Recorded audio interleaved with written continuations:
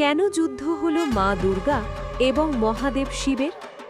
সৃষ্টির এক সময়ে দেবলোক শান্ত ছিল, কিন্তু সেই শান্তির মাঝেই জন্ম নিল এক সূক্ষ্ম অহং। আমি সর্বশক্তিমান। মহাদেব শিব ত্যাগী ও নির্লিপ্ত, তার তাণ্ডবেই সৃষ্টি ও সংহার। অন্যদিকে মা দুর্গা সকল শক্তির উৎস, যার ইচ্ছাতেই দেবতারা বলবান।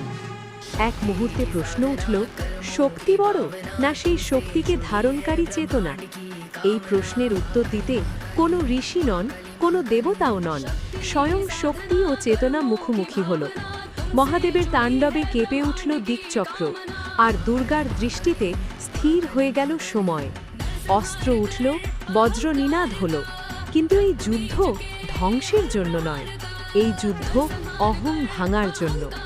দুর্গা বুঝিয়ে দিলেন, শক্তি যদি অহংকারে আবদ্ধ হয় তবে সে নিজেকেই ধ্বংস করে। আর শিব উপলব্ধি করলেন, চেতনা যদি শক্তিকে অস্বীকার করে তবে সৃষ্টি অসম্পূর্ণ থাকে। যুদ্ধ থামল, অস্ত্র নামল, চোখে চোখ রেখে দুজনেই হাসলেন, কারণ জয়ী কেউ নন, পরাজিত হল শুধু অহংকার। সেদিন প্রমাণ হল, শিব ও শক্তি আলাদা নন, তারা এক, শিব শক্তি।